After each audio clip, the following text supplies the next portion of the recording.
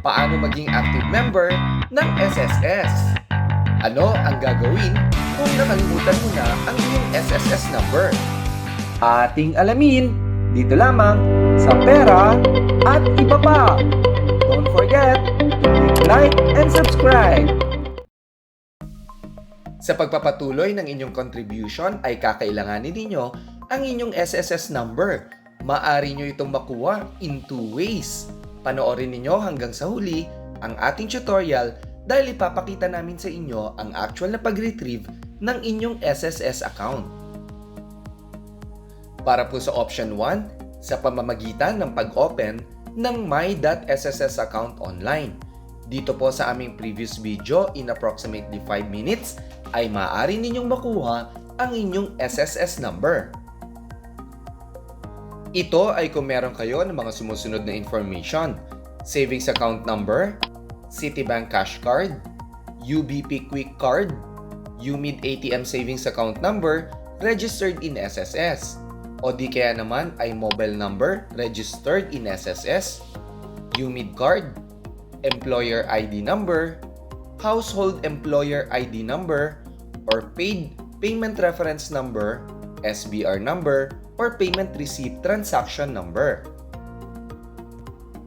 Para po sa ating option 2, kung wala naman kayo ng nabanggit na information, ay pwede kayong mag-email sa SSS. Kalakip ang mga sumusunod na information: full or complete mother's maiden name, previous employer or company in the Philippines, bio page of your passport or Emirates ID kung kayo ay nakabase sa United Arab Emirates, at selfie photo holding the bio page of your passport or Emirates ID.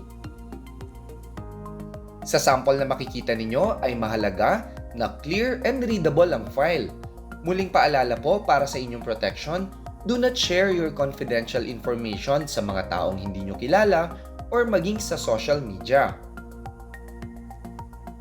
Ito ay maaari nyong i-email sa member_relations@sss.gov.ph or di kaya sa mismong SSS branch kung saan kayo nakaregister para sa mas mabilis na response.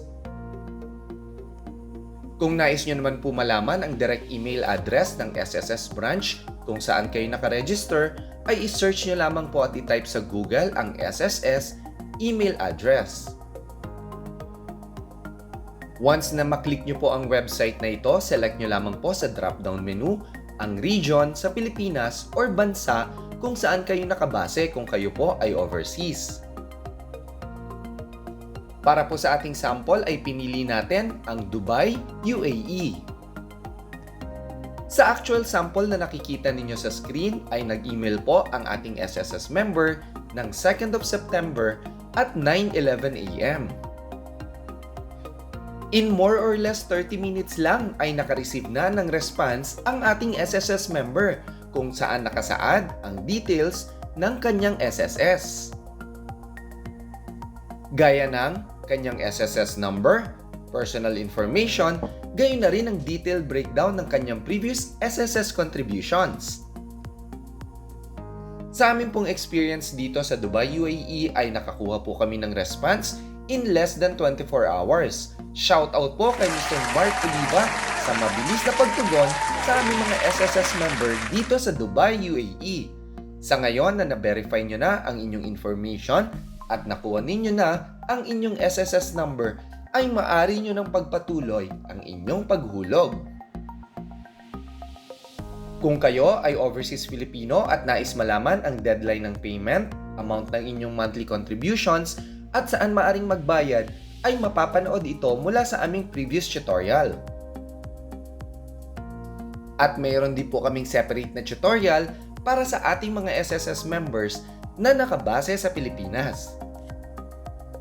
At alam nyo ba na gamit lamang ang inyong mobile phone ay maaari na ninyong mabayaran ang inyong SSS anytime, anywhere, at on the spot itong magre-reflect sa inyong account sa mas mababang convenience fee.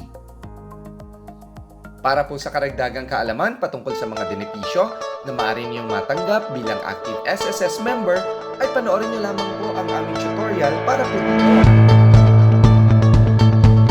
Kaya para lagi po kayong updated sa aming mga videos, ay don't forget like and subscribe at ang notification bell button. Dito lamang sa Pera at Iba Pa!